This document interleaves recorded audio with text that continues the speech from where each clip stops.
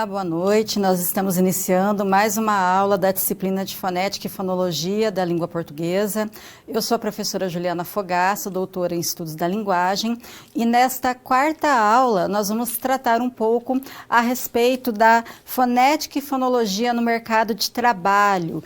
Então, nós vamos observar algumas aplicações dos conceitos da fonética e da fonologia em diversas áreas, né? Não somente na linguística, mas em outras áreas que se apropriam também desses conceitos que nós vimos durante as nossas aulas. Então, nós vamos trabalhar um pouco conceitos da fonética e fonologia relacionados à alfabetização, ao letramento, ao ensino de língua materna, à fonética forense e também conceitos relacionados às tecnologias de voz. Então, uma aula em que nós vamos abordar vários aspectos que envolvem os conteúdos que nós vimos até então, mas de uma forma mais prática, né? Pensando então no mercado de trabalho, como que os linguistas, né, os foneticistas, eles podem atuar em outras áreas. Então é bem interessante essa aula de hoje, né, na qual então retomamos alguns aspectos já vistos, mas de uma forma um pouco mais prática, ok? Então vamos iniciar a nossa aula com um convite ao estudo. Observem lá no quadro. Então, nesta unidade, você vai conhecer a relação entre cada fonema e seus representantes em nosso alfabeto. Discutiremos a relação fonologia, ortografia e a influência, deixa eu voltar aqui, e a influência de nosso conhecimento fonológico na aprendizagem da escrita. Posteriormente, trataremos das abordagens metodológicas para problemas de alfabetização, discutindo o papel do letramento em língua materna e em língua estrangeira. Então, no primeiro momento, nós vamos estabelecer essa discussão, né, entre fonologia e ortografia, qual a influência do conhecimento fonológico na aprendizagem da escrita.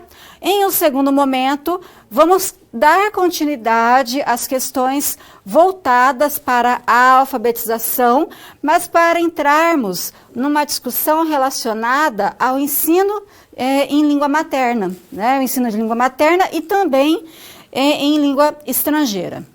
Além disso, apresentaremos a fonética forense, que é uma fonética que ela é aplicada a questões criminais, a como conseguir identificar, né, suspeitos por meio de traços fonéticos, né, por meio da voz dessas pessoas suspeitas.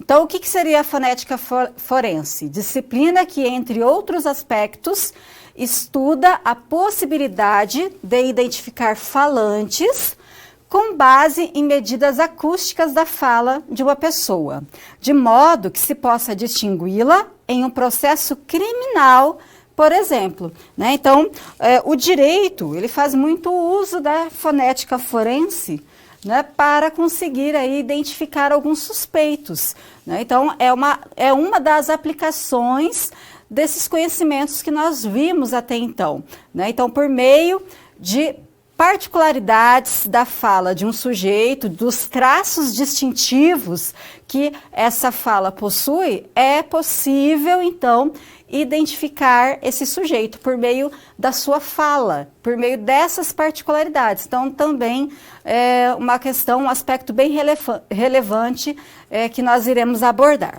Então, para darmos início a toda a discussão que nós realizaremos durante essa aula, existem alguns conhecimentos prévios que são importantes serem abordados. Então, como uma boa parte da nossa aula, nós vamos tratar de questões relacionadas à alfabetização, ao letramento, a questões voltadas para a oralidade, a escrita. Então, nós vamos agora tratar de alguns conhecimentos prévios para que esses conhecimentos possam nos dar embasamento para a nossa discussão. Vamos ao quadro?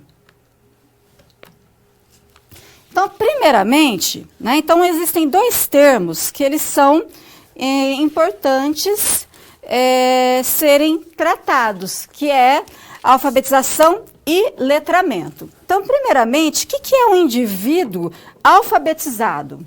Né? Então, quando que eu digo que um indivíduo ele é alfabetizado?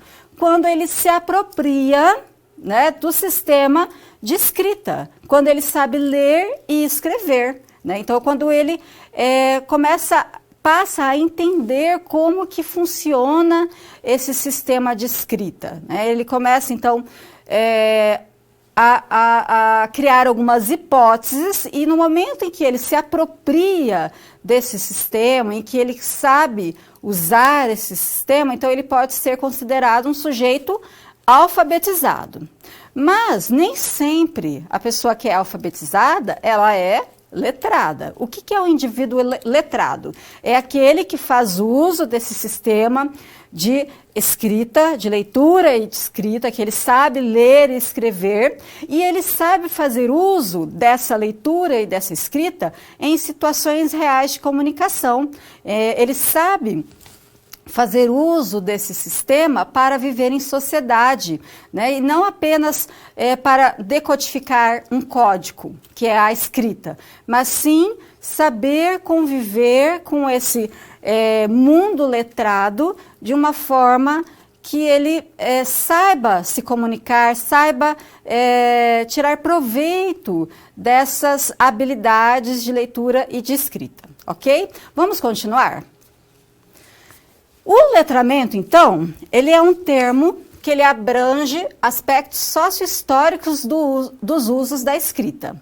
Refere-se a um conjunto de práticas sociais. Por que práticas sociais? Porque ele vai fazer uso da escrita, né, da leitura e da escrita em contextos de práticas sociais da leitura e da escrita, em contextos reais de comunicação.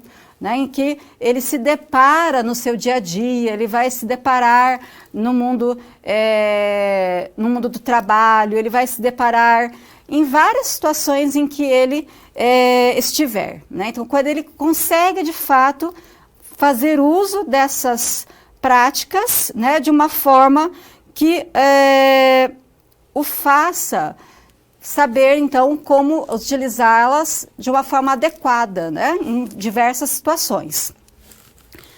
E esse letramento, então, ele é o uso da escrita em contextos sociais variados, né, não somente na escola. Ele vai se apropriar dessa leitura, dessa escrita, desse sistema de escrita, para poder fazer uso nos mais diversos contextos, como no trabalho, na igreja, na escola, em casa, nas compras, nos passeios, né? Ou seja, em diversas situações, porque em cada uma dessas situações nós fazemos uso da linguagem, né? Considerando os diversos gêneros textuais que nós utilizamos nessas situações, nesses contextos sociais. Então, quando a criança ela consegue aplicar a língua, né, e a escrita, sobretudo, nessas situações, então nós podemos dizer que ela é uma criança letrada. As práticas de letramento, elas envolvem também finalidades específicas. Né? Quais seriam essas finalidades? Argumentar sobre algo, conseguir fazer uma solicitação, conseguir, de repente, escrever uma lista de compras, né? Como no caso aqui, situações de ir a um supermercado, por exemplo, né? Conseguir produzir um roteiro turístico para uma viagem que ele irá fazer. Enfim, são várias as finalidades em que ele irá usar a escrita em contextos sociais de fato. E essas práticas, elas se vinculam a diferentes domínios ou esferas sociocomunicativas e institucionais, como, por exemplo, na cultura literária, na documentação e memorização, na discussão de problemas, né, discussão de problemas sociais controversos, na transmissão de saberes, enfim. Tudo isso por quê? Porque a linguagem, ela precisa ser vista e precisa ser concebida como um fenômeno social, né, como uma prática de interação, uma prática na qual leva o indivíduo a fazer uso dessa língua de forma a agir, a usar essa língua para agir em diferentes situações, né, agir e interagir nas mais diversas situações. E não somente a língua falada, mas também a língua escrita, tudo bem? Então, falando em modalidade falada, em modalidade escrita, nós precisamos também retomar alguns aspectos relacionados à oralidade. Então, observemos no quadro.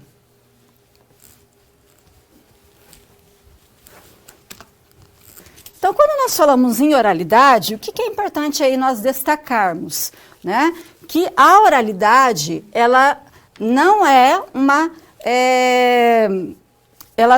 uma modalidade que seja sinônimo da escrita, né? São duas modalidades distintas. Oralidade e escrita precisam ser consideradas modalidades distintas, porque elas possuem especificidades distintas, né? Então, a língua escrita, ela não é mera transcrição ou reprodução da fala. Desse modo, não escrevemos exatamente como falamos e vice-versa. Justamente por quê? Porque são modalidades distintas. Quando nós falamos em escrita, por exemplo, nós precisamos pensar que a escrita, ela é perpassada por regras específicas, ela terá aí uma estrutura específica. A oralidade também, ao contrário do que muitos pensam, ela pode requerer aí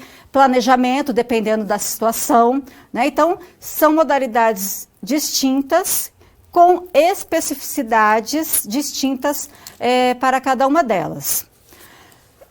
A escrita é uma representação da fala que possui regras próprias de realização que interagem com a fala e se completa, né? Então, é claro que existe a relação, porém, a escrita ela possui aí regras que são próprias dessa modalidade. A oralidade seria uma prática social interativa para fins comunicativos, que se apresenta sobre várias formas ou gêneros textuais fundados na realidade sonora.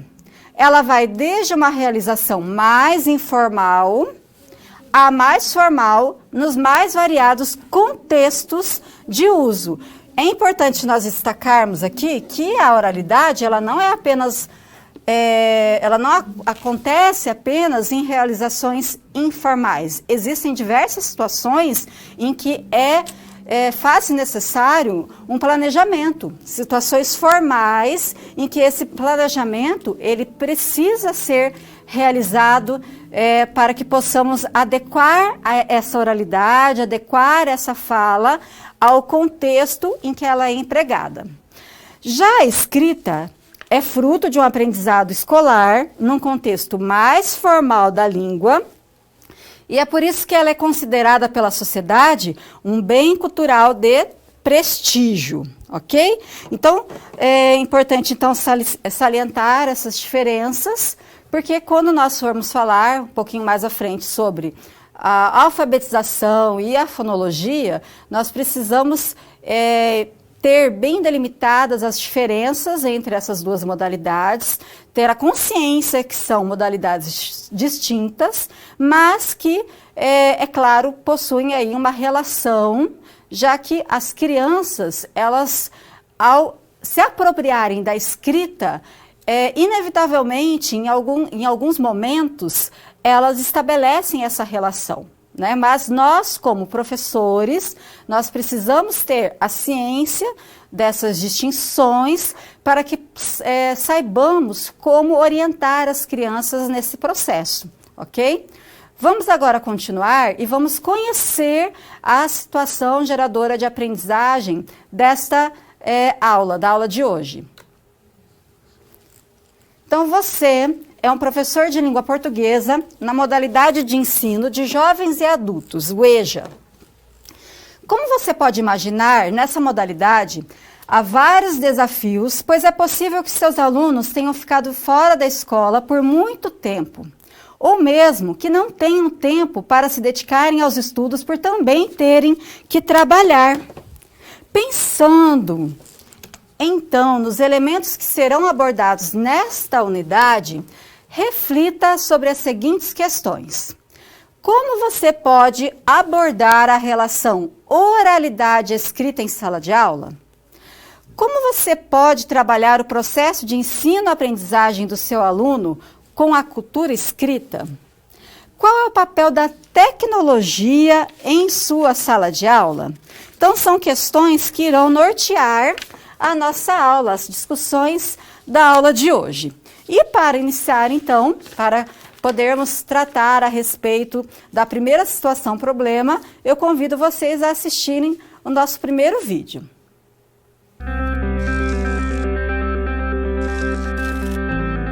Olá, tudo bem?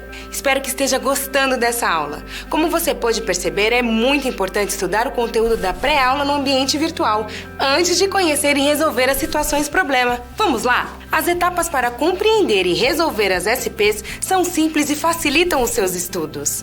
Primeiro, é necessário conhecer e interpretar os detalhes da situação problema, entender onde se passa a situação, quais agentes estão envolvidos e quais recursos estão disponíveis. Depois, é a hora de problematizar a situação apresentada, que são baseadas na realidade de mercado. E isso significa que seu desafio foi elaborado com base nas informações de empresas, experiência dos professores e acontecimentos do cotidiano da sua área. E por último, você vai solucionar as problemáticas. Para isso, você deve utilizar dos conceitos e das teorias vistas nas pré-aulas. Ficou claro? Então o desafio está com você. É hora da SP1. Caso surja um ponto de interrogação, você pode sempre acessar o fórum e enviar suas dúvidas, ok? Bons estudos e até mais!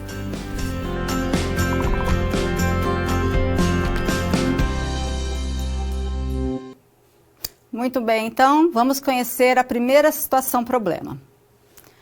Em sua sala de aula de educação de jovens e adultos, o EJA, você tem uma aluna chamada Ana. Ela tem 53 anos e está no 6º ano do ensino fundamental do curso noturno do EJA. Ana aprendeu a escrever recentemente e por questões sociais e de aprendizagem, mesmo estando em um ano já avançado do ensino fundamental, sua escrita ainda reflete muito a oralidade. Veja alguns exemplos da escrita de Ana. Então, em vez de dizer perguntar,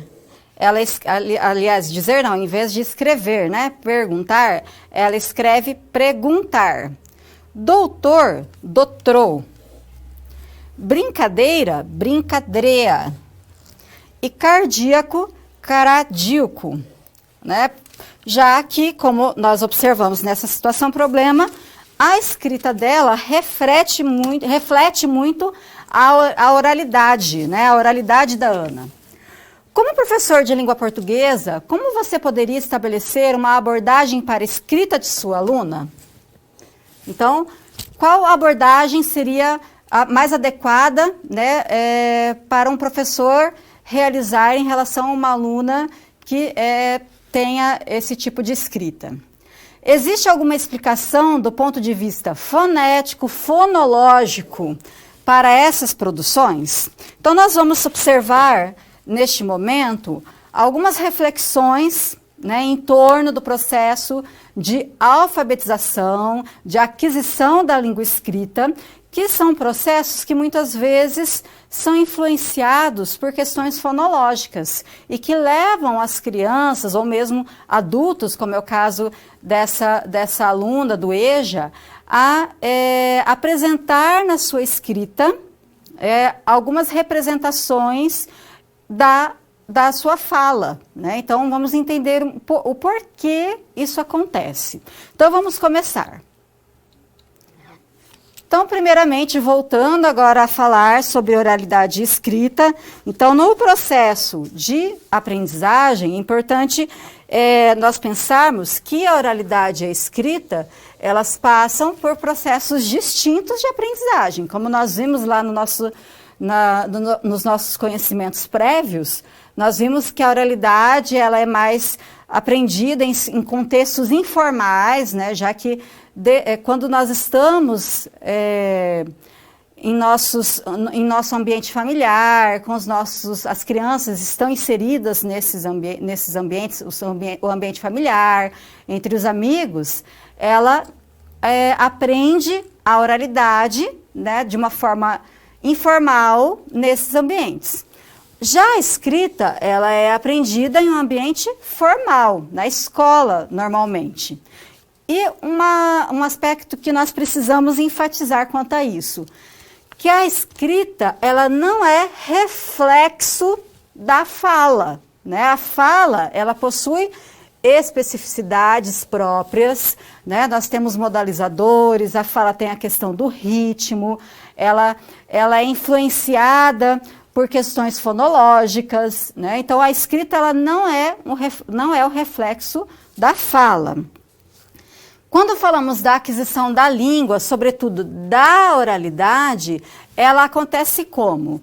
Por meio da exposição da criança a uma língua falada em seu ambiente desde o seu nascimento, né? Então, a aquisição da oralidade, ela acontece de forma espontânea. Já a aquisição da escrita, ela é realizada com a instrução explícita do código que a criança precisa dominar para relacionar sua fala com esse código, né?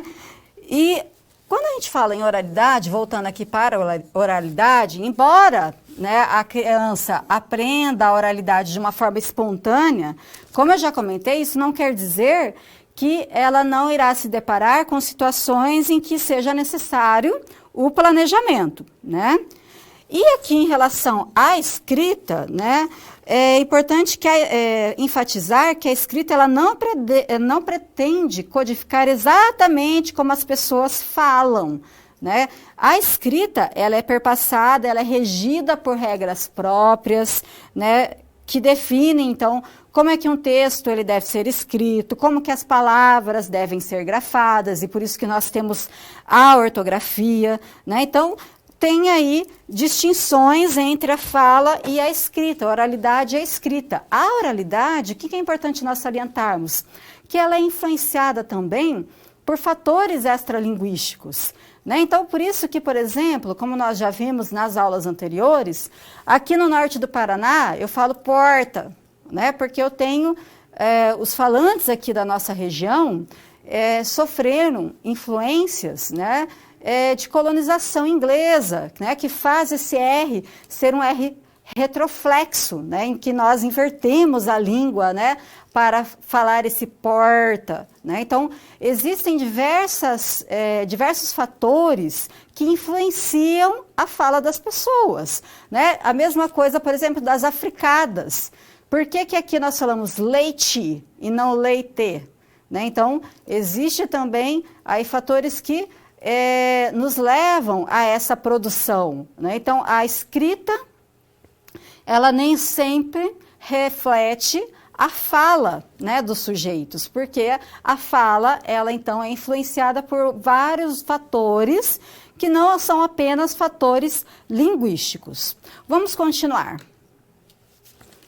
A criança, então, quando ela aprende, né, ela começa a aprender esse sistema de escrita, né, quando ela começa a aprender a escrita de uma forma específica, porque ela já conhece, na verdade, especificidades da sua língua, o que ela não conhece é como é que a escrita funciona, ela estabelece, então, hipóteses sobre o funcionamento, então, dessa escrita no seu percurso de aprendizagem, guiando-se pela pronúncia das palavras. Então, ela acaba sendo influenciada, sim, pela pronúncia das palavras, mas também pelo que ela já conhece da língua, né? Ela já tem algumas hipóteses sobre essa língua que ela fala desde muito pequena. Então, por exemplo, Muitas vezes, uma criança, em vez de escrever brinco, ela pode escrever brinco desta forma aqui. Então, o R, ele é movido para a posição de coda silábica. Por que o R, muitas vezes, ele é movido para esta posição no processo de aprendizagem da língua escrita pela criança? Justamente porque ela estabelece algumas hipóteses. Vocês se lembram quando nós estudamos a estrutura das sílabas, que nós temos lá o onset, o núcleo, e junto ao núcleo nós podemos ter o quê? A coda. E qualquer consoante pode ocupar essa posição de coda? Não. Nós vimos que são poucas as consoantes que podem ocupar essa posição. E uma das consoantes é o R. Então, a criança, ela já vai estabelecendo hipóteses que a consoante R, por exemplo, é comum aparecer nesta posição. Então, por isso que muitas vezes nós observamos escritas de palavras desta forma. Assim como, por exemplo, escrevo. E a criança escreve desta forma, esquevo, né? Por quê? Isso aqui não é apenas um mero lapso ortográfico, né? A gente não pode considerar essas formas de escrita da criança apenas um erro ortográfico. Mas nós precisamos entender qual que é a lógica estabelecida pela criança para escrever palavras dessa forma, né? Então, qual que seria a hipótese, né? Seria também uma questão da estrutura silábica, que a criança ela já começa a compreender que um modelo básico da estrutura da língua, da estrutura da sílaba da língua portuguesa é consoante e vogal, né? Então, por isso que nós temos aí formas como essa.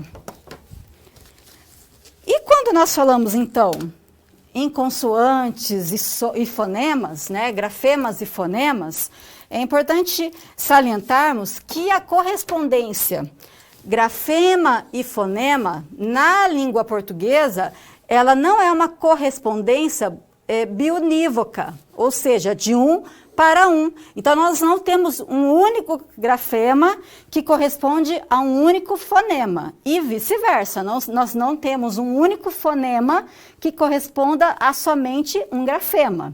Então, aqui nós temos esse quadro de consoantes do português brasileiro. Apenas alguns exemplos, né? E cada língua, né, aqui é do português brasileiro, mas cada língua vai ter um inventário de sons e de grafemas diferentes, próprios para a sua, aliás, de fonemas, né, próprios para a sua língua. Então, aqui no português, né, nós temos o fonema tá, que tem o T, o grafema correspondente, como em ator e cata. Mas nós temos também, por exemplo, o fonema K. E esse fonema K, ele pode ser representado por diferentes letras, pelo C, pelo K e pelo QU, como em casa, kardecismo, quero. O som, o fonema é o mesmo. Então, nós temos um fonema que pode ser representado por quantas letras? Por 3 letras, né? Agora, aqui, ó, por exemplo, o S. O S, ele acaba sendo aí um grande problema, né, para as crianças quando elas estão sendo alfabetizadas, estão se apropriando aí do código escrito. Por quê? Porque o Sá, na verdade, o fonema Sá, ele pode ser representado por vários grafemas. Pelo S, pelos 2 S, pelo C, pelo XC, pelo C cedilha, pelo S cedilha, pelo X, como em sapo, assado, cebola, exceto, exceção, desça, auxiliar. Então, é um único fonema sendo representado por várias letras, né? Por isso que nós falamos que a correspondência, ela não é biunívoca, né? Olha aqui, ó, agora novamente, nós temos aqui a letra S aparecendo nessa linha aqui e aparecendo aqui nessa linha. Então, nós temos esse grafema que pode corresponder a mais de um fonema. Então, O S, ele pode corresponder ao fonema sa, mas ele pode também corresponder ao fonema za, como em casa, né? Que nós temos aí essa relação, né? Então, ele pode ter aqui, ó, casa, mas eu posso ter sapo. Por isso que não é biunívoca. Então, um grafema não corresponde apenas, nem sempre corresponde a apenas um fonema, e um fonema nem sempre corresponde a apenas um grafema. E assim por diante. Então, no livro, nós temos aí uma lista bastante grande dos fonemas com exemplos dessa relação. E nós temos também os encontros consonantais do português brasileiro, que também acaba aí gerando uma certa dificuldade para as crianças, já que não são tão comuns na nossa língua, né? Então, nós temos aqui o PS, o TS, os dois Es e o X, como em psicologia, lapso, tsunami, pizza, táxi, sexo, reflexo, convexo, que são aí encontros não muito comuns e que muitas vezes as crianças, elas tendem por exemplo, aqui em psicologia, né? O que é comum na nossa língua? Consoante e vogal. E por isso que muitas vezes, quando a criança ela vai aprender palavras como essa, é comum elas acrescentarem o i. Né? Por quê? Porque na estrutura silábica da língua portuguesa, nós sempre temos consoante e vogal. E a vogal, que normalmente é acrescida à consoante, como nós vimos em exemplos anteriores, nas aulas anteriores, é a vogal I. Vamos continuar? Agora, em relação às vogais. Então, nós temos na língua portuguesa aí um inventário de fonemas vocálicos, né? São 7 vogais, A, E, I, O, U, mas não temos símbolos específicos para as vogais abertas, o E e o O. Para a indicação da relação fonema-grafema, a ortografia atual da nossa língua utiliza 3 diacríticos básicos, o acento agudo, o acento circunflexo e o til. O acento agudo e o acento circunflexo têm aí funções comuns, que é indicar o quê? A tônica. Mas, além de indicar a tônica, né, esses acentos, eles também podem indicar a abertura ou não das vogais. Então, o acento agudo, ele vai indicar o quê? A abertura da vogal. Então, inicialmente, a função primeira é indicar a tônica, mas pode também indicar a abertura. Por exemplo, a palavra hélice. Mas nem sempre, porque, por exemplo, eu posso ter a palavra amém. Então, amém aqui, o acento agudo, ele só está indicando o quê? A tônica. Em hélice, está indicando a tônica e também a abertura. O acento circunflexo, ele vai indicar o quê? O fechamento das vogais. Então, ele indica a tônica e pode também indicar o fechamento, como, por exemplo, em âmago. Que é diferente de amargo, né? Ó, o âmago indica o fechamento aqui do A. E o til, ele não indica tônica, ele indica o que? A nasalização da palavra. Então, não confundam, porque, por exemplo, órgão, qual que é a tônica? Não é aqui o gão, é o or, né? Então, nós temos aqui o agudo para indicar a tônica e o til para indicar a nasalização. Agora, em relação a alguns desafios das crianças, né? Então, além de todo o desafio de adquirir uma língua, né? Adquirir esse sistema de código escrito da língua, existe também o desafio em como saber quando ou não dar espaçamento entre as palavras, que é a questão da hipo e da hipersegmentação, né? Por quê? Porque nós temos lá a indicação da tônica, né, na estrutura da palavra por meio das sílabas, mas entre as palavras, né, não existe aí uma regra básica da língua para indicar o ritmo das frases, né, para indicar a questão prosódica. Então, acaba sendo uma dificuldade que as crianças encontram em relação à segmentação das palavras. Quando a criança deve dar espaço, quando não deve dar espaço, então acaba sendo também um desafio. Então, vamos observar no quadro.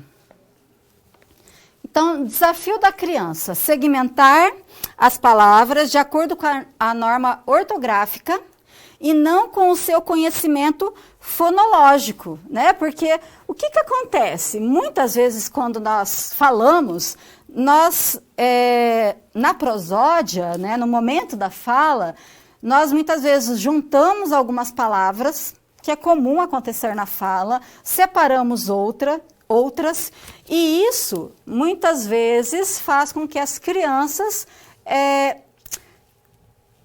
transponha essa segmentação para a escrita, né? Então, na escrita não se tem indicação da organização prosódica da língua. Então, a criança ela não tem esse conhecimento dessa ordem rítmica para segmentar as palavras. Então, a escrita de crianças em fase de aprendizagem, nessa escrita é comum haver aí a hipo ou a hipersegmentação.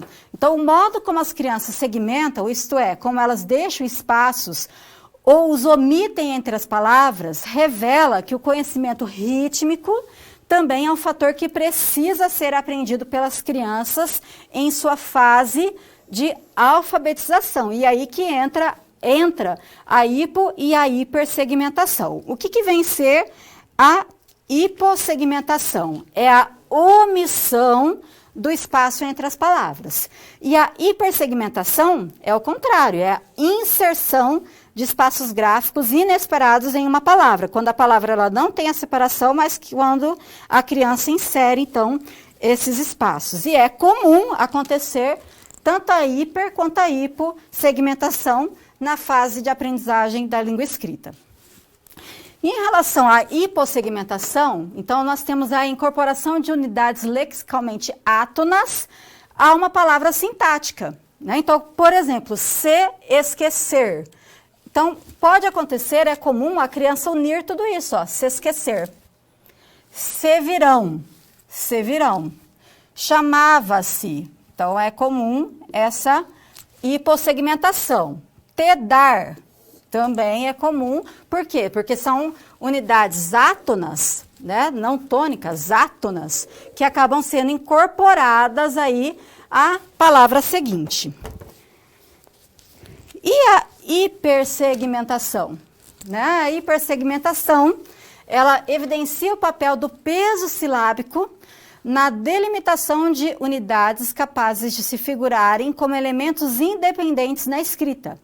Encontrou. Então, é comum a criança separar, porque nós temos o peso silábico aí no ritmo da fala. Amanheceu. Então, também é comum. E aqui é interessante porque a criança dela não escreve com C. Em alguns momentos, ela já se apropriou aqui que seu é com S, né? Então, é uma lógica que ela segue. Embora. Também pode aparecer de forma separada. Entrou, a mesma coisa. Então, é comum acontecer esses desvios, porque revela uma ordem lógica da criança. Desvios fonológicos e escritas. Pode haver casos em que a criança teve um desenvolvimento típico da fala, uma fala comum, né, um desenvolvimento normal da fala, mas tem dificuldade com a escrita e vice-versa. E ainda casos em que o desenvolvimento atípico da fala acarreta problemas na aprendizagem da escrita. O que seriam casos atípicos? Aqueles que se referem à aquisição desviante das relações estabelecidas pela língua, né? Então, quando não segue aí uma estrutura típica do que se espera da aquisição da língua, né? Importante frisar que a aquisição do sistema fonológico da criança, ela se dá mais ou menos até uns 5 anos. Então, até os 5 anos de idade, é bastante comum esses desvios da questão da hipo, da hipersegmentação. trocas de algumas letras, sobretudo letras que estão no mesmo ponto de articulação, como nós vamos ver. Então, P por B, T por D, K por G. Por quê? Porque são os mesmos pontos de articulação. O que muda apenas é o grau de vozeamento. Então, são desvios típicos, normais, para uma criança de uma idade mais ou menos até os 5 anos. Vamos continuar. E quando acontece desenvolvimentos atípicos, né, produções atípicas, aí é o caso de procurarmos um profissional de fonoaudiologia, né, que irá então diagnosticar o sujeito com um déficit específico de linguagem. A criança com desvio fonológico tende a reproduzir na escrita o sistema fonológico de sua língua materna. Nesse caso aqui, ó, como eu comentei, substituição de P por B, esse tipo de substituição é comum nesse processo de aprendizagem. Então, não é um caso de fonoaudiologia, de um fonoaudiólogo. Porém, nós temos casos atípicos, né? Então, a criança, né, com desvio produz formas em que os grafemas não têm relação com os fonemas, que representam ou estão desordenados na estrutura da palavra. Veja alguns exemplos de uma criança que não reconhece o contraste entre sa e za, chá e já. Então, por exemplo, em vez de chafariz, a criança produz e escreve safariz.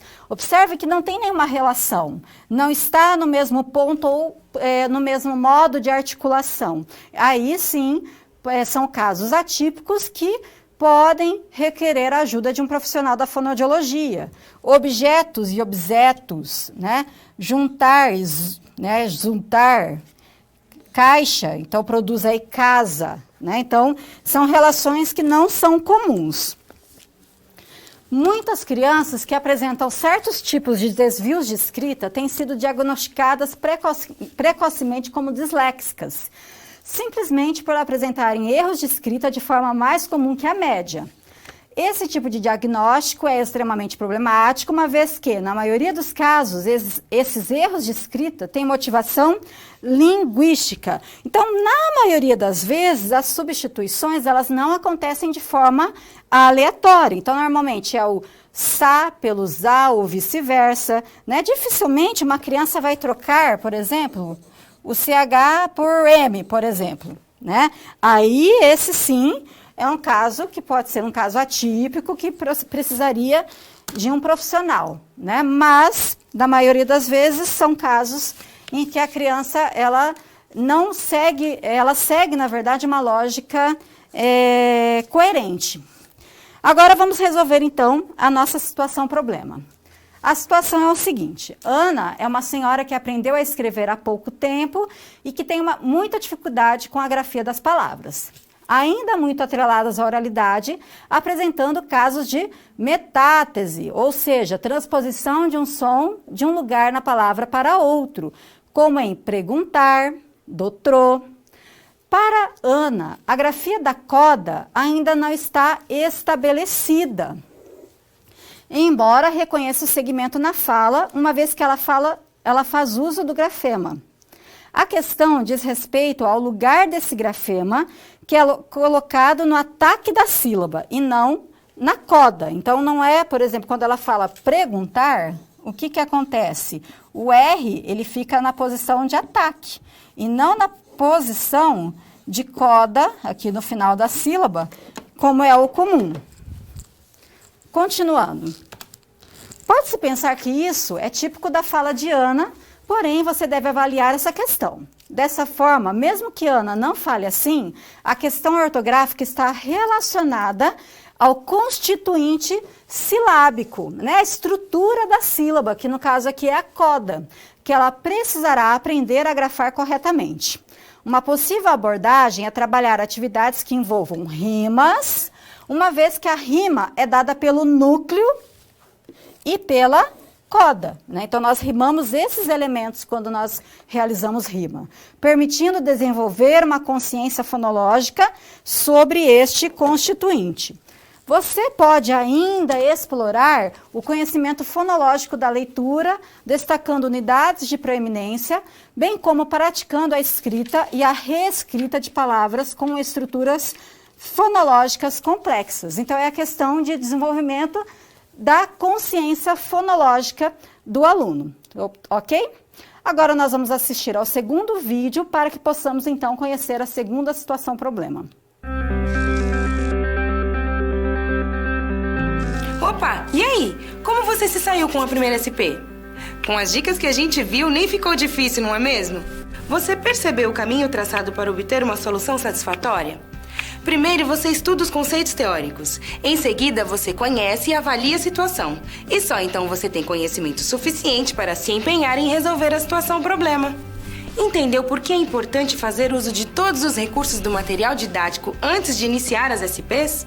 No ambiente virtual, você encontra textos, web-aulas e vídeos para enriquecer os seus estudos. Vamos para mais um desafio? Boa sorte na SP2 e até mais!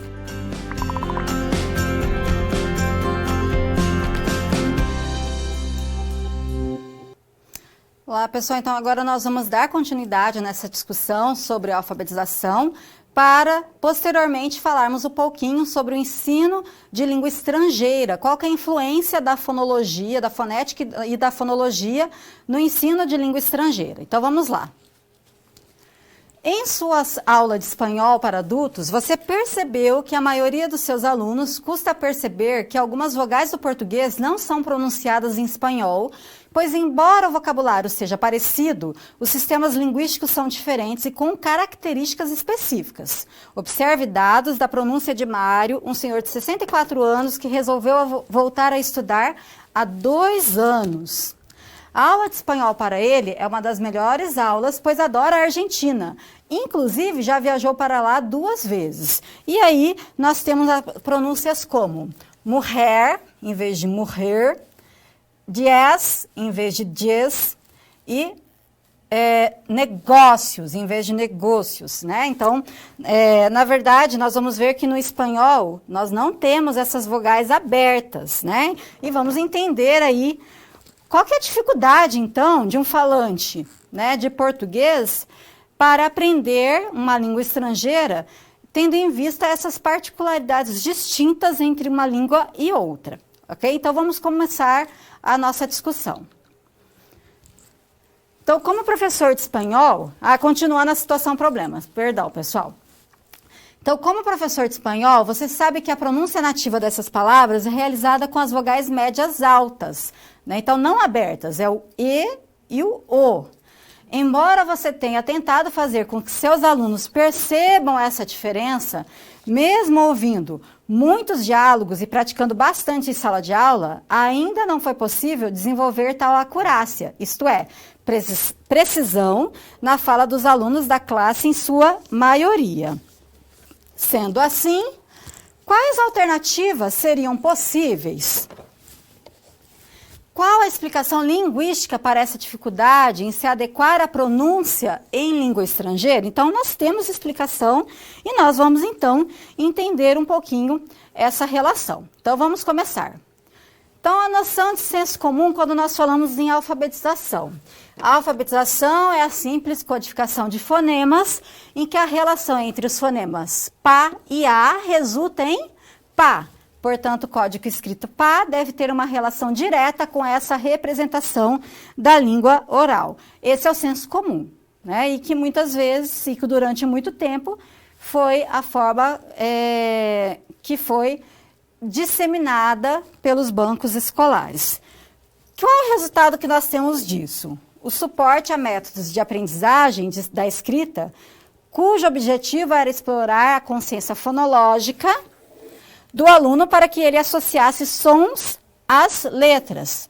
Não é totalmente errado. Nós vamos ver que não pode se limitar a somente isso, né? Essa metodologia, né, essa forma de relacionar os grafemas aos fonemas é que nos dá aí a distinção entre alfabetizado e não alfabetizado, ou seja, quando o alfabetizado é aquele que consegue, então, associar sons a letras, ou seja, boa parte da sociedade.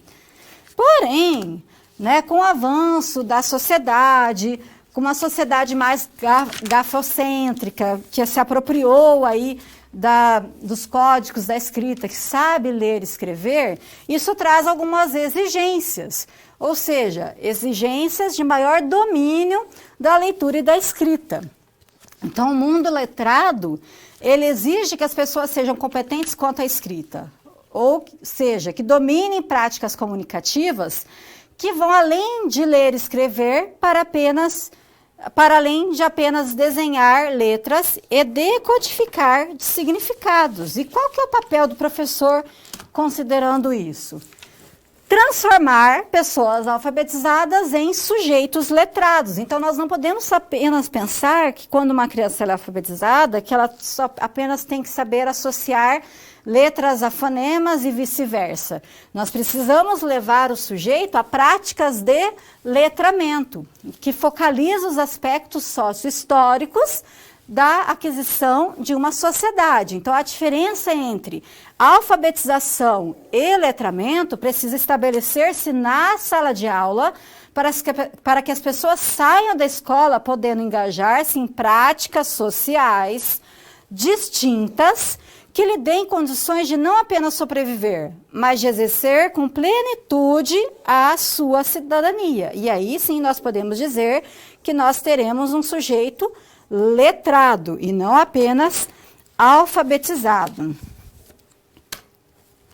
E quando falamos então de aquisição da escrita, problemas da escrita acabam sendo o grande desafio da aprendizagem, né? Problemas em relação à ortografia, a regras da escrita, a acentuação, a pontuação, que são regras que as crianças precisam internalizar, e não somente saber estabelecer a associação entre fonemas e grafemas. Isso nós temos também mencionado na BNCC, né, um documento que ainda está em avaliação, mas que já traz aí indicativos para esse problema que nós encontramos no processo de ensino-aprendizagem, né? Então, para que o aluno aproprie-se do sistema de escrita, é necessário que ele compreenda a relação grafema-fonema, isto é, compreenda a relação entre grafemas e fonemas, unidades simbólicas que representam sons da fala. Então, antes de se apropriar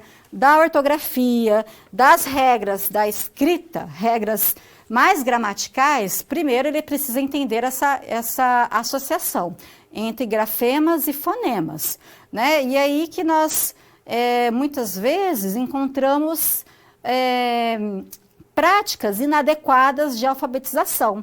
Quando a criança ainda está se apropriando dessa estrutura da escrita, é adequado, por exemplo, realizar correções ortográficas? Não. Né? Primeiro, ela tem que se apropriar, então, do sistema de escrita, saber entender e estabelecer essas relações entre fonemas e grafemas. Depois, quando ela já estiver apropriada desse sistema, aí sim nós entramos, então, com as regras de acentuação, com a ortografia, com as regras de pontuação, mas no primeiro momento, não. Então, por exemplo, no primeiro ano, a criança ela precisa primeiro entender como é que funciona esse processo. E mais para frente, nos outros níveis, é que a criança, então, ela pode, então, ser levada a pensar sobre a grafia correta das palavras, questão ortográfica e a outras regras, ok? Vamos continuar. Então, inicialmente, a criança ela estabelece 2 princípios para ler, né? De natureza gráfica, 2 princípios de natureza gráfica para ler.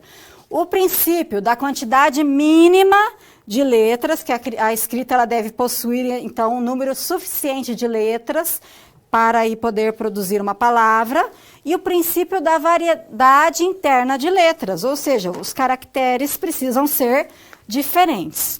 Em relação à finalidade da escrita, o professor deve orientar o aluno um percurso em que a escrita não seja uma tarefa apenas de transcrição, mas algo significativo para a sua vida, em que a sua produção seja também uma ação comunicativa. E aí nós entramos novamente nas práticas de letramento. As práticas de letramento, elas levam o sujeito a saber fazer uso da escrita em práticas sociais, em convívios comunicativos reais, né? Como, por exemplo, quando ele escreve um bilhete carinhoso para ser entregue à mãe, uma cartinha ou uma lista de compras, uma receita simples, etc. Quando aprendemos uma língua estrangeira, e então agora falando um pouco mais especificamente de língua estrangeira, deparamos-nos com alguns sons que não conseguimos pronunciar, embora não sejamos incapazes de produzi-los. Então, essa é muitas vezes a dificuldade de uma pessoa quando ela vai aprender uma língua estrangeira. Então, ela se depara com alguns sons, ela pode ter dificuldades de pronunciá-lo, porque ele não é tão comum na sua língua materna, mas isso não quer dizer que ele não consiga pronunciar. O que isso quer dizer é que não faz parte da gramática da sua língua. Vamos continuar. A produção de sons em uma língua estrangeira envolve aprender uma gramática internalizada, a gramática dessa língua que está sendo aprendida, cujo domínio nós não possuímos, porque não faz parte do nosso repertório, não é comum na nossa língua. Então, quando você vai aprender uma língua estrangeira, é necessário, então, o domínio da estrutura gramatical dessa língua, da língua que você está aprendendo. Para o domínio de outra língua, devemos aprender as relações contrastivas, as não contrastivas e as combinatórias da língua estrangeira. Então, combinatórias como, por exemplo, a questão dos modelos silábicos dessa língua. Então, no português nós temos lá consoante, vogal, consoante. Então, nós temos vários modelos, né? E na língua estrangeira também existem aí essas relações combinatórias que, quando nós vamos aprender, nós precisamos também nos apropriar. Então, por exemplo, falante do português aprendendo espanhol. No português, nós temos os seguintes fonemas vocálicos. Nós temos o I, o U, o E, o O, o E, o O e o A. Porém, no espanhol, nós não vamos ter aqui essas vogais abertas, o E e o O. E por isso que muitas vezes, em vez de produzir morrer, nós falamos o quê? Morrer, né? Porque nós temos a tendência a aplicar, né, uma particularidade da nossa língua, a língua que nós estamos aprendendo. Então, como que é a produção das vogais por brasileiros aprendizes de espanhol como língua estrangeira? E vice-versa, como que é a dos falantes do espanhol aprendendo português? Então, falantes do português produz as vogais médias baixas em posição tônica na sua língua materna e também em outra língua, como é o caso aqui, ó, de morrer, né, em vez de morrer, né? No espanhol, dificuldade na produção é o contrário das médias baixas, pois não há distinção entre E e E. Então, para um falante de espanhol aprender português, é um desafio, por exemplo, distinguir vô de vó. Né? Essa produção ela não é tão simples porque não faz parte do repertório da língua espanhola. Então, qual que é a tendência? A transferência do funcionamento do sistema fonológico da língua materna para a produção em língua estrangeira. Né? Então, é comum nós estabelecermos essa transferência. E a percepção dos sons, né, da língua estrangeira. Então, se nosso ouvido é capaz de reconhecer diferentes frequências de sons, porque não conseguimos distinguir, então, tão facilmente as diferenças entre alguns sons, mas conseguimos os de outros. Perceber um determinado som de uma língua é mapear um sinal acústico contínuo em uma unidade linguística. E aí nós temos a questão da transferência fonético-fonológica da língua materna para a língua estrangeira. Então, nós temos aí a utilização de estratégias e conhecimentos que os falantes adquiriram com o uso de sua língua materna, uma estratégia cognitiva. Ele associa a estrutura da sua língua materna e tenta fazer essa transferência para a língua estrangeira. Então, por exemplo, a produção da oclusiva G do morfema ing, que indica o aspecto progressivo no inglês. Então, quando nós estamos aprendendo uma língua estrangeira, como inglês, por exemplo, em vez de dizer making, pode acontecer do falante dizer making, né? Então, ele está transferindo, né, essa oclusiva para a língua estrangeira. E aqui nós temos uma informação, uma reflexão importante, que é em relação ao sotaque, que é importante nós desmistificarmos a noção de que é possível não ter sotaque em uma segunda língua. Não tem porquê, né? Pode acontecer de, quando nós aprendermos uma segunda língua, nós a falarmos com sotaque, porque muitas vezes ela carrega aí um valor identitário, né, de identidade, né, da nossa fala e das estruturas que perpassam a nossa fala, ok? Agora vamos resolver, então, a nossa situação-problema. Observem lá. Então, Mário, aprendiz de espanhol, que não percebe a diferença do sistema de vogais do português e do espanhol. Em muitos casos, o falante assimila um determinado som para aquele mais próximo do que ele encontra em sua língua materna. É um processo de transferência do conhecimento da sua gramática internalizada para a língua estrangeira. Então, ele transfere o conhecimento que ele tem do seu conhecimento linguístico para a língua que ele está aprendendo. E qual que é a atuação do professor? Elaboração de atividades de aprendizagem de maneira implícita, nas quais o aprendiz é exposto à categoria que ele não conhece. Assim, é levado ao conhecimento pela exposição à língua. E também, aí de uma forma mais explícita, né, a explicitação dos sons ou das estruturas da língua que o aluno deve aprender a reconhecer como diferentes da sua língua materna, explicitando mesmo que existem essas diferenças. Agora vamos assistir ao terceiro vídeo para tratarmos a respeito da terceira situação-problema.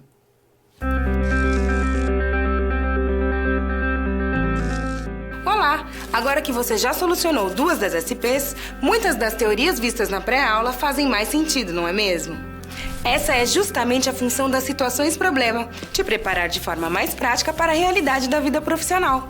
Já conhecer algumas das situações que podem surgir no dia a dia faz de você um aluno mais preparado para o mercado de trabalho. Bom, a SP3 já vai começar. Se ficar com dúvida em algo, pode entrar no fórum e enviar sua pergunta, ok? Até mais!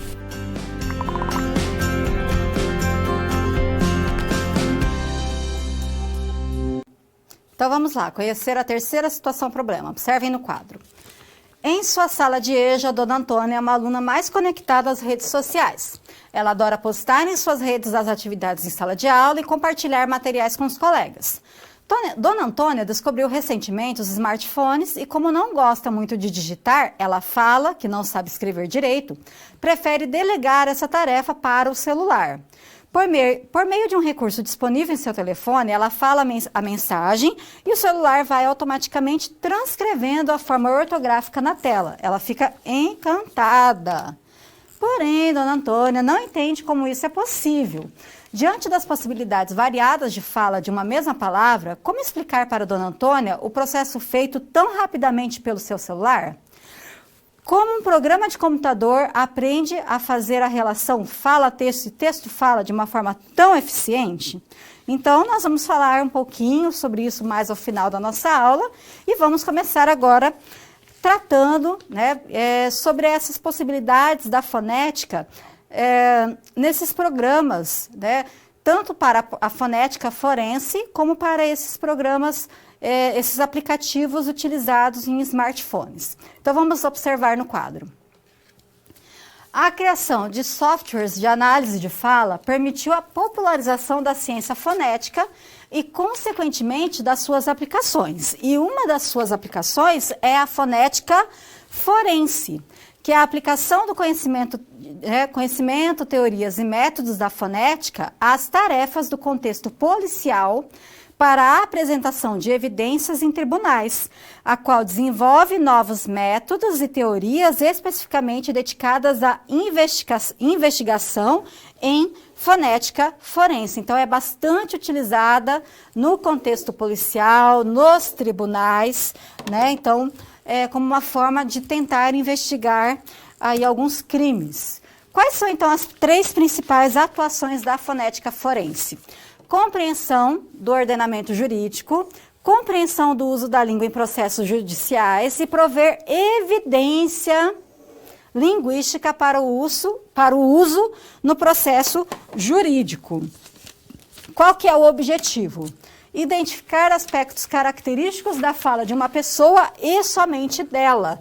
Então, cada pessoa tem uma fala específica, uma forma específica de produzir a fala, de produzir sons. A fonética forense, se apropriando, então, dessa característica que ela é própria, que cada pessoa tem uma forma diferente de emitir sons, então ela consegue identificar traços, né, que são específicos de uma única pessoa, de somente ela, somente dela. E aí, a partir disso, indicar se determinada fala, se determinada escuta telefônica é ou não da pessoa em investigação. E para isso, utiliza-se de parâmetros fonético-acústicos em geral para determinar características idiosincráticas do falante. O que é idiosincráticas? Que é próprias deste falante, específicas, como se fosse aí uma marca registrada desse falante, né? Ou seja, o que é específico de uma determinada pessoa. Importância: produção de provas capazes de serem utilizadas no âmbito jurídico, então gera provas, né? Essa análise que é feita pela fonética forense, como fundamentação técnica de uma sentença jurídica. Então, é um contexto bastante importante que são utilizados os conhecimentos da fonética, né? Então, é bastante utilizada, né, a fonética forense nesse ambiente jurídico, porque existem situações em que há escutas telefônicas e que, de repente, as pessoas contestam que aquela fala realmente seja dela. Então, a fonética, ela consegue, então, trazer aí subsídios para provar se aquela fala é ou não de determinado sujeito, né? Por meio dessas características idiosincráticas. Vamos continuar. E, então, a fonética forense, ela consegue aí realizar a identificação de locutores, né? Qual que é o objetivo? Determinar se a fala de uma pessoa em situação de suspeição, isto é, suspeita de um crime, pode ser identificada como a mesma de um criminoso. Qual que é o método? Comparação da voz suspeita com outras diferentes vozes, utilizando-se parâmetros fonéticos acústicos para a confirmação ou refutação da suspeita. E aí existem aplicativos, programinhas que ajudam a realizar essa análise. A fonética forense tem discutido basicamente 2 abordagens. A identificação de falantes, então preocupa-se em atribuir um enunciado produzido por um falante desconhecido a um indivíduo pertencente a um grupo de falantes conhecido. E a verificação de locutores ou falantes. Pretende determinar se o enunciado produzido por um falante desconhecido for produzido por ele, por apenas e somente por ele. A identificação dos falantes como evidência em tribunais. Então, é usado em laudo pericial e fonética forense. Como exemplo, nós temos a escuta telefônica, que eu já mencionei. E como saber se a voz do telefone é a voz do suspeito? Por meio da avaliação de parâmetros da voz do suspeito e da voz da escuta telefônica, né? Então, é claro que existe toda uma metodologia, todo um processo para que isso seja realizado, né? Então, pega-se, né, esse áudio, essa escuta telefônica, aí o falante, a pessoa que ela é acusada, né, de realizar, então, um determinado crime, ela também precisa aí emitir aí, alguns trechos de uma fala para que possa ser possível a realização da comparação, da análise entre essas 2 falas, da fala que aparece na escuta e da fala da pessoa que é suspeita do crime, né? Então, aí existe toda um protocolo para que isso aconteça, né? Nem sempre o sujeito ele é obrigado a produzir provas contra ele mesmo, mas aí entra na questão da esfera jurídica, ok? Vamos continuar. Quais seriam aí alguns parâmetros? A frequência dos formantes das vogais, que fornece informações sobre as vogais do falante no espaço acústico. A frequência fundamental e o seu valor de base, baseline, que são, respectivamente, a frequência da vibração das pregas vocais, questão do vozeamento, do não vozeamento, e o valor de frequência para o qual as pregas vocais voltariam a vibrar caso se eliminassem fatores prosódicos. E também a ênfase espectral, entre outros parâmetros. Apenas aqui citando alguns parâmetros de como isso acontece. Agora, entrando em outro âmbito, a questão de aplicativos, né, de conversão de texto em fala e de fala em texto. Então, vamos observar no quadro.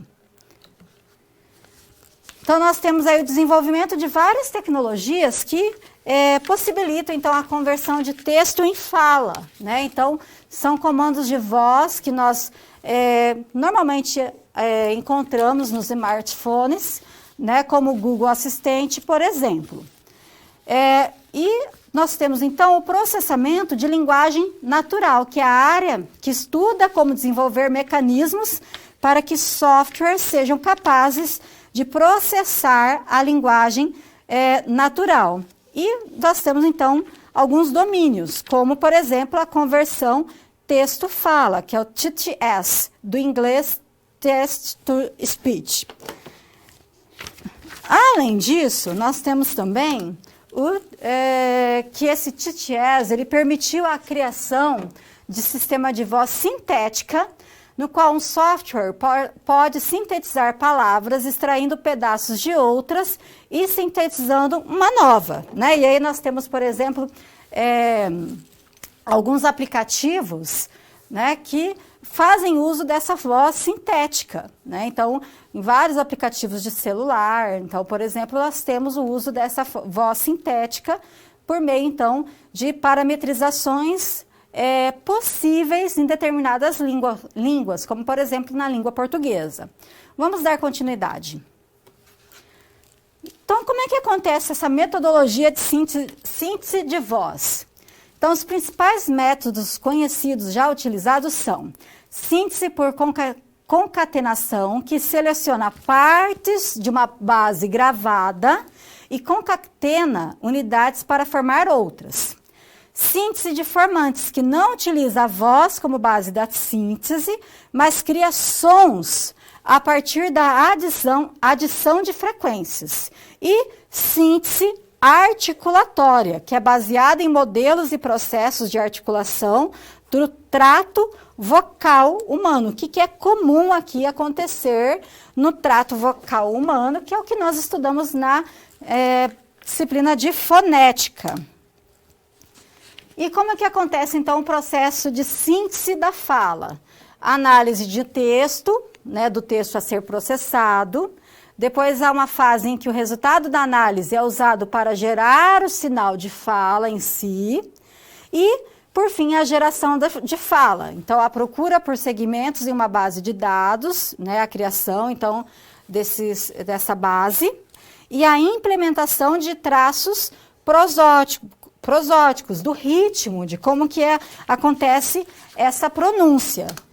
E aí nós temos, então, um sistema de síntese de fala. Então, nós temos o texto, a análise do texto, a análise fonética, a conversão grafema-fonema, a análise prosódica, a síntese da fala e depois a fala. Então, é do texto que, então, nós temos aí a conversão em fala.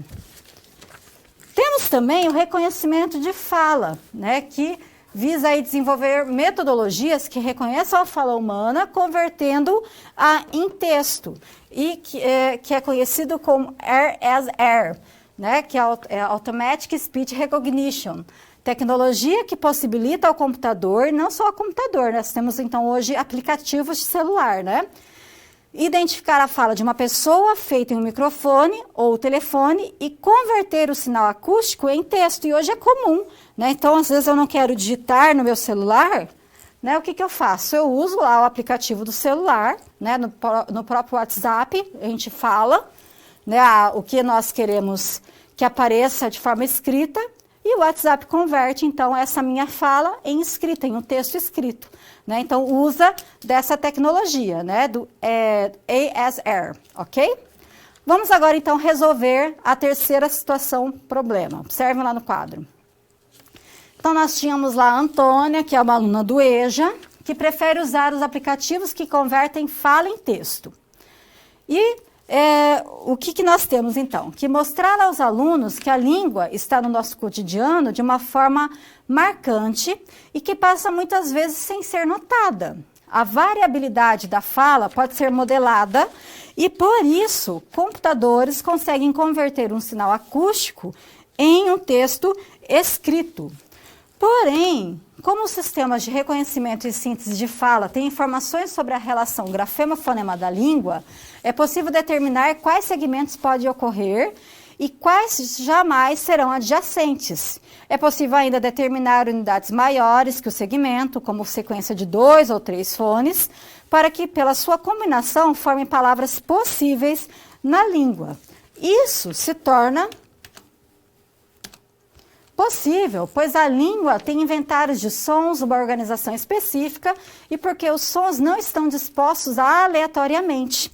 Há uma organização que define como as estruturas da língua devem ser compostas e por isso que é possível sintetizar, né? Por isso que é possível que haja esses aplicativos de conversão de texto em fala e de fala em texto, porque a língua possui uma sistematização, uma organização, né, uma organização prosótica, uma organização na estrutura das sílabas, uma organização em relação a como que os sons aparecem, quais são os possíveis contextos adjacentes desses sons em uma determinada língua. Então, por isso que esses aplicativos, eles são possíveis, ok?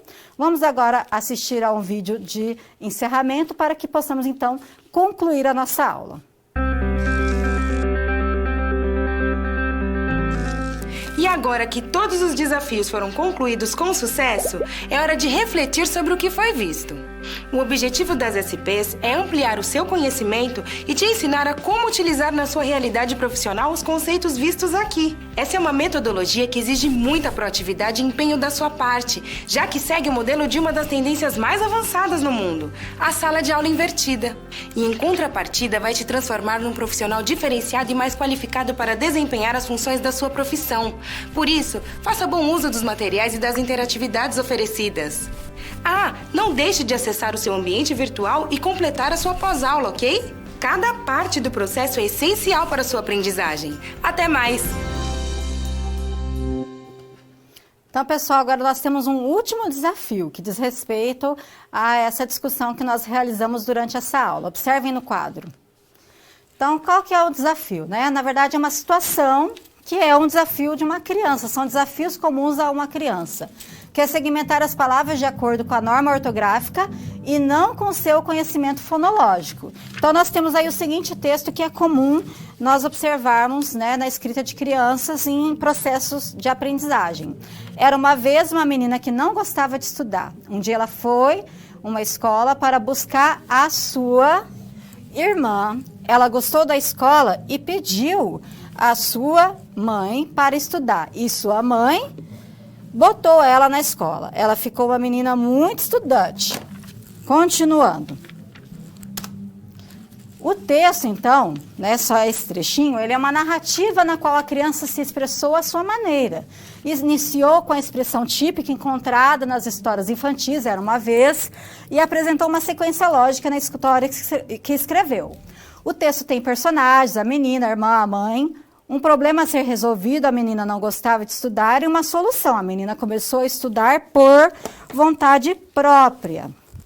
Porque, ao transpor as estruturas de sua narrativa oral para escrita, a aluna hipossegmenta as palavras, fugindo da ortografia convencional, como impediu, a sua e sua. Qual que é a possibilidade? Para ela, parece provável que as palavras não possam ser escritas só com uma letra. Então, soluciona essa questão fazendo juntura de uma palavra constituída por uma vogal com a palavra seguinte iniciada por uma consoante. Então, isso é para mostrar que nunca é aleatório, né? A criança ela sempre vai seguir uma lógica, a questão da segmentação e várias outras questões, a estrutura silábica. Então, sempre nós temos uma lógica, nunca é aleatório, ok? Vamos agora observar os conteúdos que foram aprendidos na aula de hoje. Observem no quadro. Oralidade escrita, aquisição da língua, correspondência, grafema-fonema, diacríticos da língua portuguesa, escrita de crianças em fase de aprendizagem e hipersegmentação, desvios fonológicos da escrita, aplicação da fonoaudiologia, letramento, importância da consciência fonológica, aprendizagem de língua estrangeira, fonética forense e tecnologias de conversão, texto e fala. Né? Então, nós encerramos por aqui a nossa teleaula. Eu espero que as discussões possam ter sido bastante profícuas, que vocês possam ter aprendido bastante durante as nossas teleaulas. Né? Nós teremos agora a nossa aula, atividade, e lembro ainda dos nossos fóruns. Né? É importante vocês participarem, né? E realizarem, fazerem parte das discussões colocadas em nosso fórum. Um abraço a todos e até a nossa aula, atividade.